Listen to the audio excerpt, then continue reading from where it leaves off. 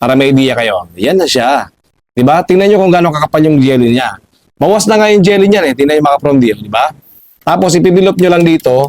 Nasa inyo kung gusto nyo tanggalin lahat o kung gusto nyo kalahati lang. Kasi ako kalahati lang. Bali ginanyan ko lang siya. Kaya yung nauubos ng jelly, nasa kalahati lang. Tingnan nyo mga kaprom din yan.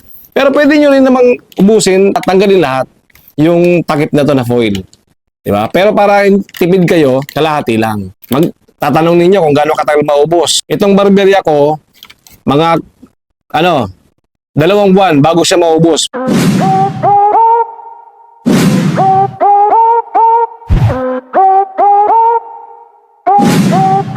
Naghahanap ka ba ng pabango o air freshener sa kwarto mo, sa CR mo, sa kusina mo, sa sala mo? Ito recommended ko sa inyo. Si Lemon Type Box. Isa ito sa nagustuhan ko nung binili ko siya. Hindi ko sana siya bibilin pero sinubukan ko kasi wala namang mawawala kung susubukan, di ba? At dahil nagustuhan ko siya, ito yung una kong binili sa kanya. Ito, mga kapromdi. Nung naubos na to, bumili agad ako nito. Kasi tingnan nyo naman. Di ba? Napakabango nito, mga kapromdi. Tingnan nyo naman siya, di ba? Ito na lang natira sa kanya. Pero kahit ganito, manipis na, may bango pa rin. Ito maganda kay Lemon Type Box. Kasi kahit manipis na, meron pa rin. Nilalagay ko pala siya sa CR at saka dito sa barberya namin. Napakabango. Kung ako sa inyo, kung naghahanap ka ng air freshener na matagal maubos at mura lang, ito maganda. Hindi pucho-pucho. Napaganda ni Lemon Type Box. Kaya nga, napabili ulit ako. Nung naubos to, ito naman. Ang binili ko ulit sa kanya. Bakit ka mo lemon ulit ang pinili ko? Kasi mabango talaga siya. Pwede siya sa kwarto, pwede siya sa kusina, sa sala, sa CR, all around ang lemon nito. Pero bibili pa rin ako ng ibang flavor. Susubukan ko ulit kasi subukan na kasi pag lemon type eh. Precious ko talaga siya. Tingnan mo naman, 'di ba? Box pa lang panalo ka na. 'Di ba? Kung may kasasakyan kang kotse, pwede rin 'to. Mga kotse, pwede rin 'to.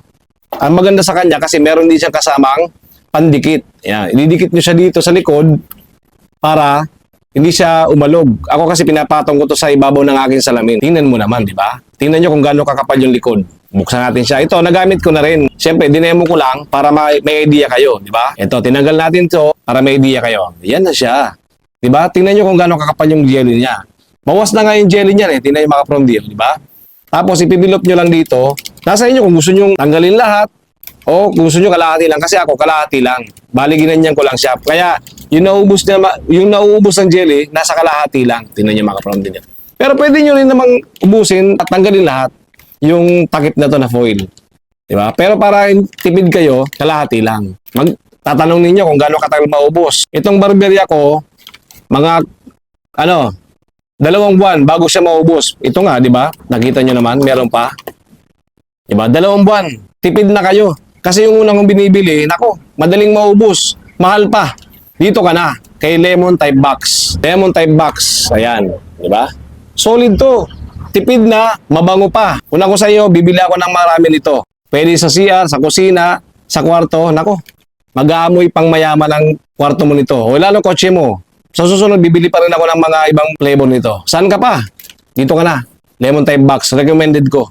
Ang bango. Lagyan ko ng link kung saan ko nabili. Para makatulong sa inyo. Para hindi na kayo maligaw kung saan link. Solid.